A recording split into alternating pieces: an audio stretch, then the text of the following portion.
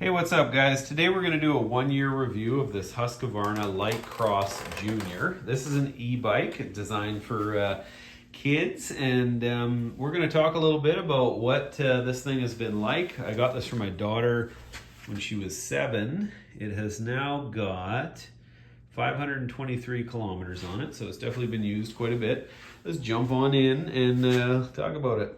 All right, so you might be asking yourself, does a kid really need an e-bike? And I don't know if I would say that necessarily, but they're surprisingly useful. It's kind of nice that we could just go for a ride and easily cruise along at 20 to 25 kilometers an hour without having to pedal super hard. So we're going to talk about this bike. This is, like I said, a Husqvarna Light Cross JR, which means junior. This is the smallest e-bike that I was able to find. I will say though, in full disclosure, I bought this at a Husqvarna dealership that I used to work at, so I definitely did get a deal on it, but it wasn't like a sponsored thing or anything like that, just an employee discount. I got this a year ago for my daughter, who was 7 years old at the time. She is now 8, and I would say she's pretty tall for her age, but this bike is still a little bit too big for her. I actually had the handlebars spun around back here before just so that it would work for her, and I've actually just now rotated them around. The reality is though, we can cover way more ground. She can handle a way higher sustained speed. That is a big one. And she can ride up mountains. We have a local mountain in here, or in town here, called Knox Mountain, which is about 800 feet of elevation, and she can pedal up that with this bike, and we can hit the trails and do all sorts of different things. So we spend a lot of time on these.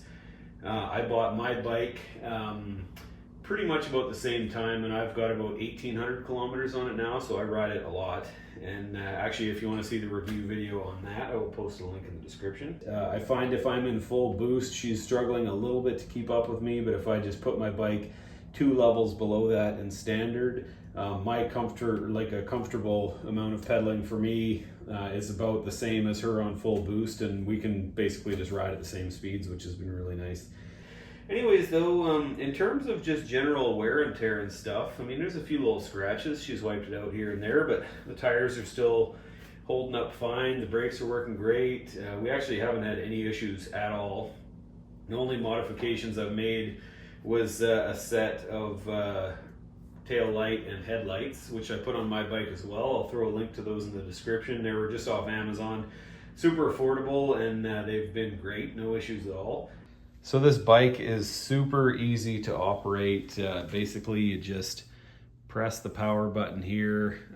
We've never even come close to running out battery for her. She could go on several rides off of this one. Basically, you just have 3 power levels, 1, 2, 3, just kind of like that. It gives you a pretty basic readout, range, distance, and odometer. I'm not quite sure. I guess the odometer must be, or maybe the distance is resettable. Either way, we never really use that kind of stuff. These are the lights that we bought. They're like an aluminum type thing, or this one is, and then this is just plastic, super easy to mount. And I've actually gone over a pretty big jump with that on my bike, and it's held up. So I would say for the price, we've been pretty happy with those. Battery is kind of integrated into the frame here, or mounted in this big pack. Yeah, I mean, aside from that, it's a 9-speed. It's got hydraulic disc brakes, Maxxis tires, which are really not even showing that much wear after 500 kilometers. They're not the hugest treads either, and I would say as she gets more and more confident on the steeper stuff, we'll throw some new tires on, but these are totally fine for now.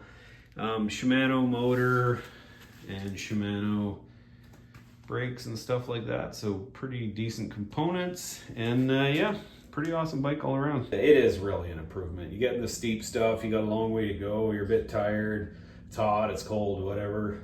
Having an e-bike is pretty nice. There's a couple of little complaints about the bike that partially just because she's a bit too small for it, but it's tuned to the point where you have to, it's almost like it doesn't pick up her pedaling signal enough, and it doesn't add enough boost, just based on how big she is, kind of thing. Like her body weight ratio to how much power and torque this puts out is so much better than my bike and my ratio. But for me, pedaling up a mountain is a lot more effortless. Like, she has to try really hard to get the motor to really go. And I think as she gets older, that will be less and less of a factor. And like I said, this bike still is a little bit too big for her, so you have to take that with a grain of salt. But aside from that, I mean, disc brakes, front suspension, we've learned over time to keep the tire pressure a lot lower. We used to have it too high, and that's going to soften the ride and give her better traction and stuff like that. So we've been playing around with some different PSIs. These are currently at 10 PSI, but I could probably run these are at 12, but I could probably do 8 to 10, like no big deal at all. The only other thing is the pedals. She's kind of starting to complain a little bit now that her feet are falling off them once in a while, which is a common thing with mountain bikes. I don't know that I want to put her on a spiky set of pedals, because the first time she gets bit in the calves with that, she's not going to be very happy. So we'll probably hold off a little bit on that until she's maybe a bit more of a confident rider. But anyways, nothing but good things to say about the old Husqvarna Light Cross JR. This thing has been awesome. Torquey motor, and like, I can pedal up a mountain on this. It's easily got enough power for me, kind of thing. So you know, as she grows into it, I think the minor complaints that we have should wash away. But yeah, anyways, if you're looking for headlight or tail light, please click the link in the description. And if you're thinking about getting one of these for your kid, I would not hesitate. It's pretty awesome. All right, thanks for coming. Please like and subscribe. See you on the next one.